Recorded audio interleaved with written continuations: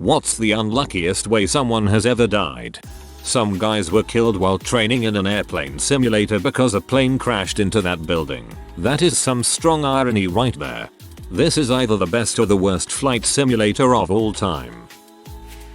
I'll give it to the people who were killed at the end of World War I and II because news of the ceasefire and surrender hadn't reached them yet.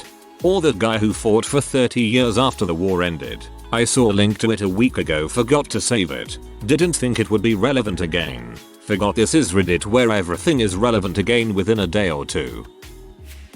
A few months ago one of my neighbor was sitting on his truck ready to get out from his garage. For some reason he stopped for a second before getting out. At that exact moment another neighbor, an old lady, ducked right behind the truck to pick something up or tie her shoes, something like that, without realizing the car was about to move. He ran over her not knowing she was there. He was about 22 and knew her since he was born.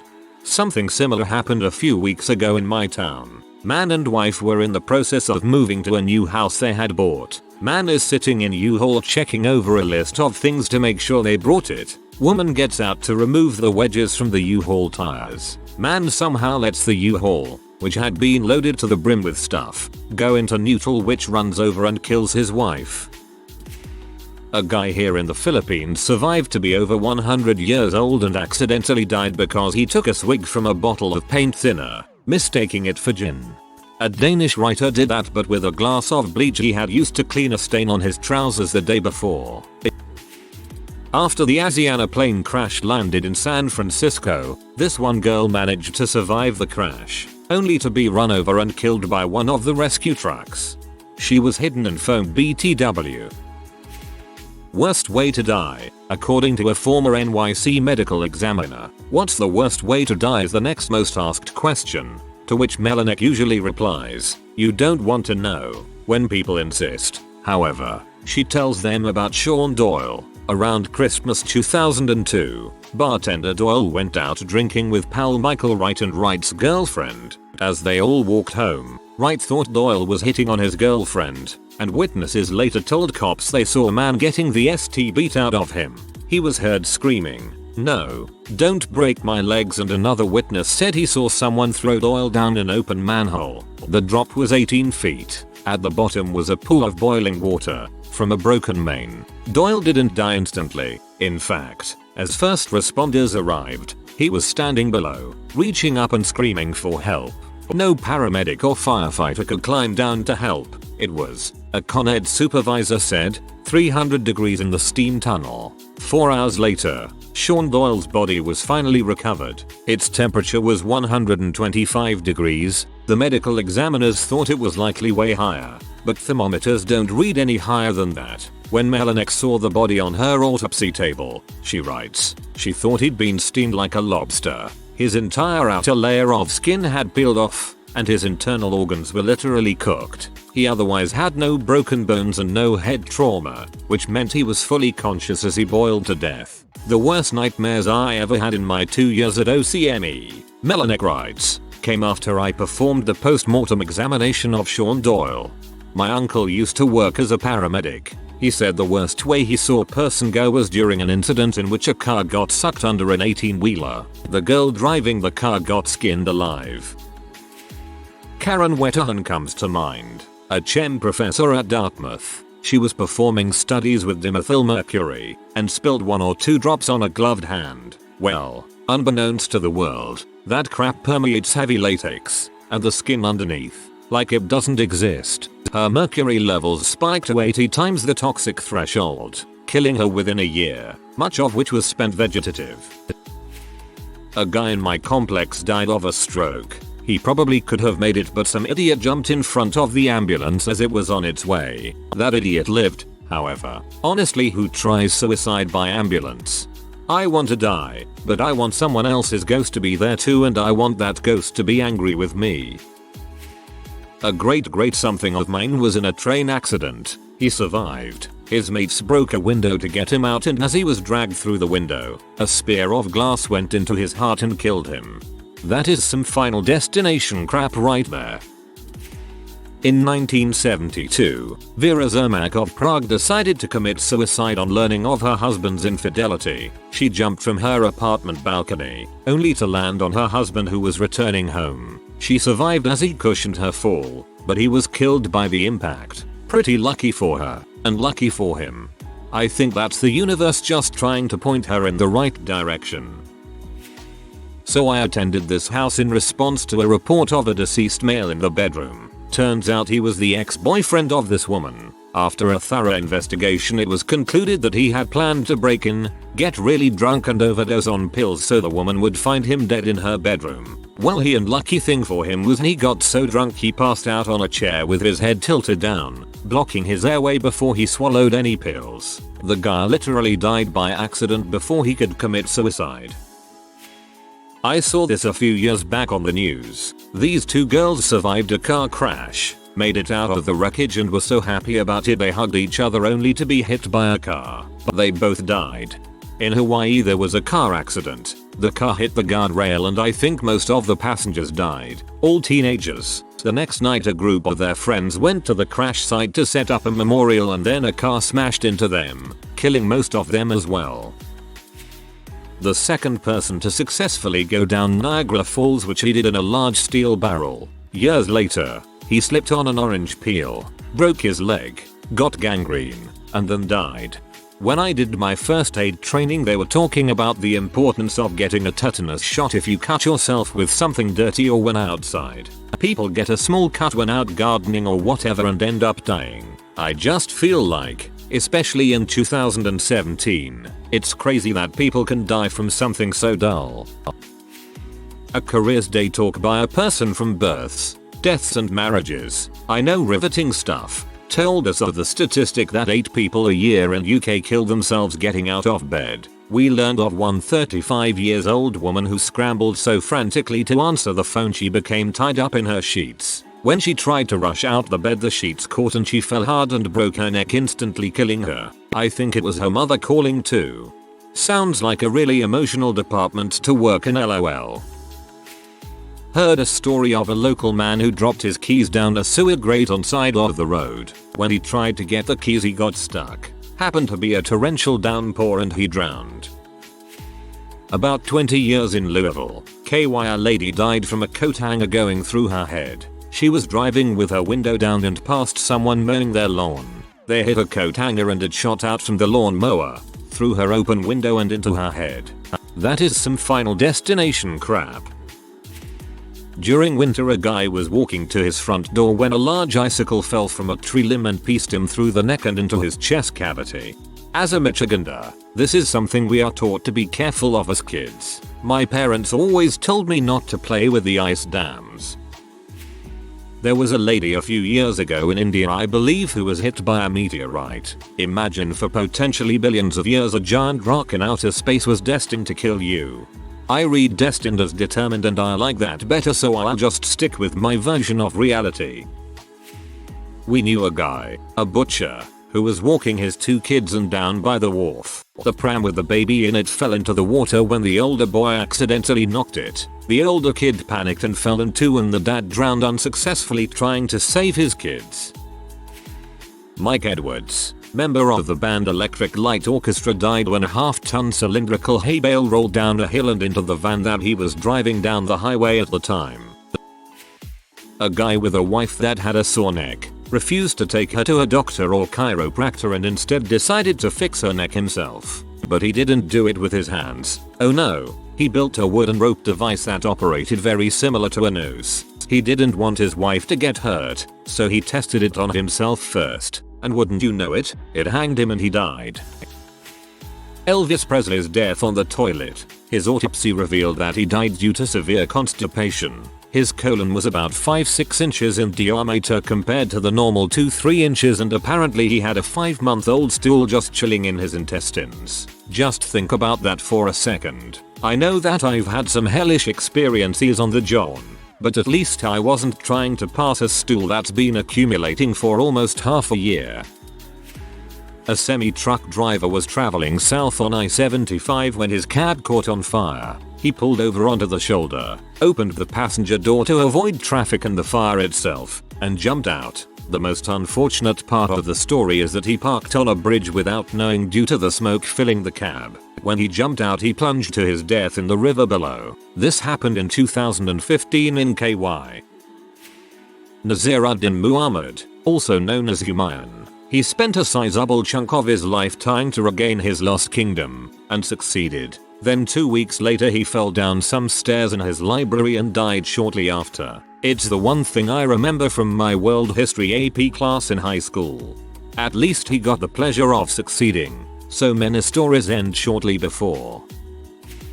I heard of this one recently. During World War II, Allied intelligence discovered what was believed to be the muzzles of a set of massive artillery guns being built inside a mountain in France that the Nazis had hollowed out. Conventional bombing raids were undertaken with dozens of planes carpet bombing the area, but being built so deeply in this mountain, it was a useless effort. So the Allies came up with two solutions to the problem. Solution 1 was from a British scientist who built the first real bunker-busting bomb that would penetrate some 50 feet underground before detonating a very large explosive designed to destroy the foundation of this gun emplacement and shake it all to pieces. 13 bombers dropped these new bombs on the emplacement, but further aerial reconnaissance showed that the raid most likely had failed. So plan B was from the Americans, who were going to cram a B-24 full of as much high explosive as it could carry, and then a second plane, controlling the first via RC, would guide it to the breach of the mountain and basically just ram it.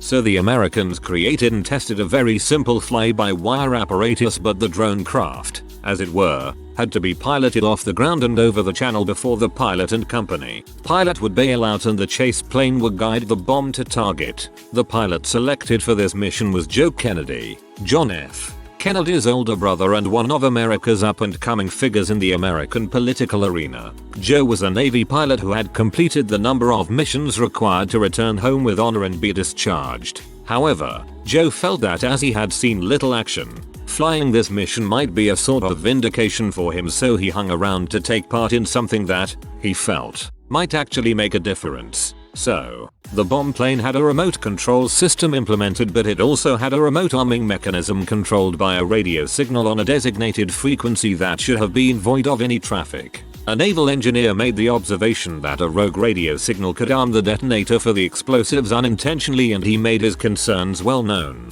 even to Joe himself. But the command staff ignored it and Joe took the plane up on schedule. Joe and his co-pilot blew up somewhere over England, well short of their planned bailout point. A short while later, Canadian troops captured the mountain complex only to discover that the British bunker busters had in fact shook the base to bits and it had been deserted for some time. Robert Liston, who was a surgeon, amputated the leg in under 12 minutes. The patient died afterwards and the ward from hospital gangrene. They usually did in those pre-Listerian days. He amputated in addition the fingers of his young assistant, who died afterwards in the ward from hospital gangrene. He also slashed through the coattails of a distinguished surgical spectator, who was so terrified that the knife had pierced his vitals he dropped dead from fright. That was the only operation in history with a 300% mortality. Franz Ferdinand has got to be pretty high on that list. What are the chances that your driver takes the wrong turn and one of the assassins who failed to kill him 10 minutes earlier, now drinking a cup of tea at a cafe, gets a second shot because the car stalled while reversing back up the street to rejoin his escort? It's a common assumption that the driver was in on it. Can't remember if there was proof. The more incredible part of the story is after the assassins failed, he tried to take his cyanide pill that didn't kill him because it expired. Well, this is more gross than unlucky. Apparently this woman was into bestiality. When she decided to make fantasy a reality, it turns out she was allergic to dog semen. So yeah, death by dog spunk.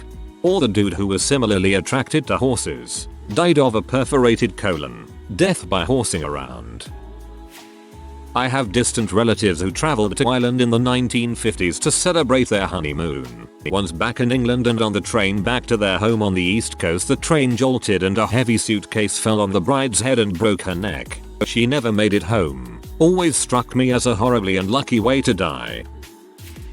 I read about it a while ago so my details might be off, but there was a man in Asia somewhere that died from a heart attack or something after he caught a Lapras in Pokemon Go. Rumors have it that the man was also wearing shoes at the time of the heart attack, a joke that appeared in Pokemon Go subs shortly after. Gary Hoy. Apparently Hoy enjoyed showing people how strong the windows were in his office building. He would fling himself at the window and would always bounce off. One day in 1993, Hoy attempted this trick again in front of a group of law students. He bounced off unharmed the first time, but the window popped out of the frame on Hoy's second attempt. He fell 24 stories to his death. More stupid than unlucky. I once read about a man who was going to shoot himself and was interrupted by his wife urging him to reconsider. Realizing how much he loved her, he dropped the gun on the floor. It went off unexpectedly and the round killed his wife. I think you should head to the Darwin Awards website for stories on some unlucky and plain stupid ways people have died. This one is really tragic in a horribly ironic way. Reminds me of that Twilight Zone episode where the guy can finally read all the books he wants but then his glasses break. I always thought that the conquistador Melchor Diaz was pretty unfortunate. He was riding a horse and threw a spear at a dog to get it away from their livestock. The spear stuck in the ground and the horse kept riding. Diaz took the blunt end of a spear to the groin at full horse speed and didn't die for 20 days.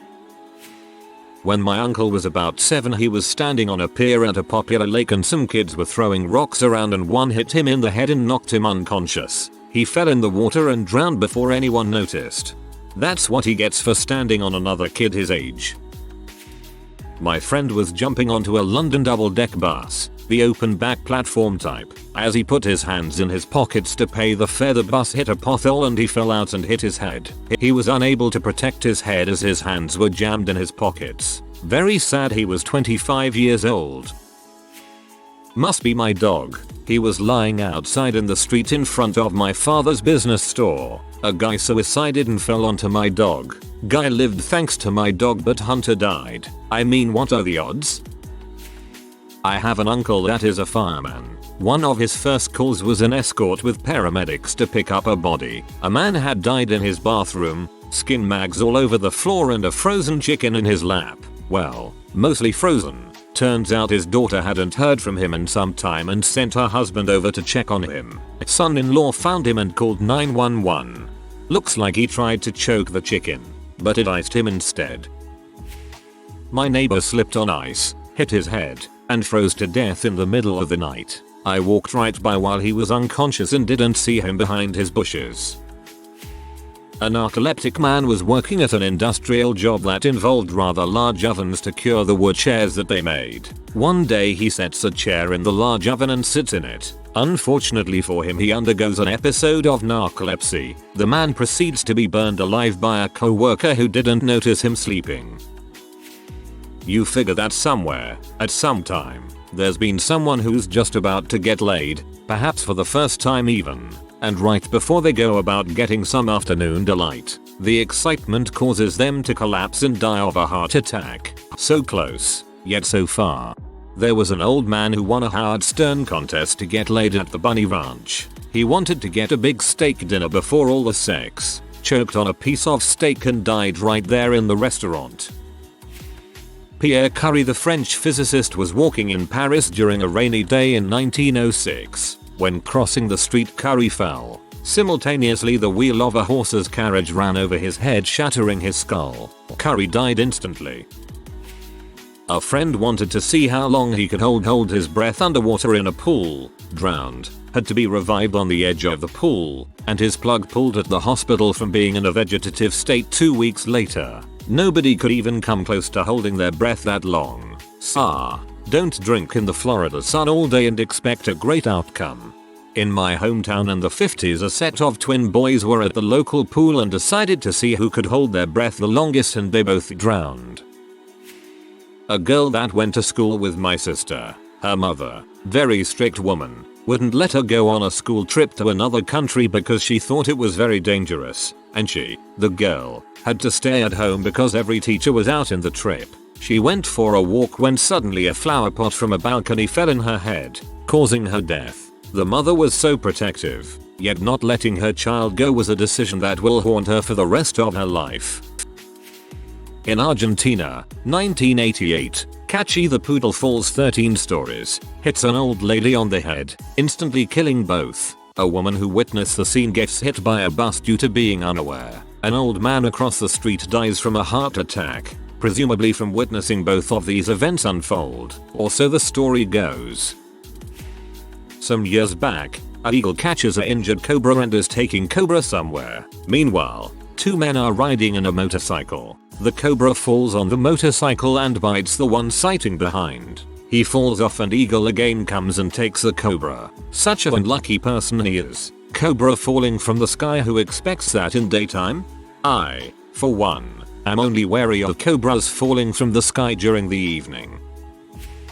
Here in Australia, we had 3 morons having a blue in the KFC car park. One pulls out a gun and fires, hitting Bob Knight, a truck driver, who was driving his rig about 200 meters away. Bob had the window slightly down, enough for the bullet to pass through unobstructed and into his head, killing him instantly. A few millimeters up or down, a few meters per second slow or quicker, literally any other speed or time, and Bob is probably alive. If you are new to the channel, you can subscribe. I publish new videos every day. Until then, check another video.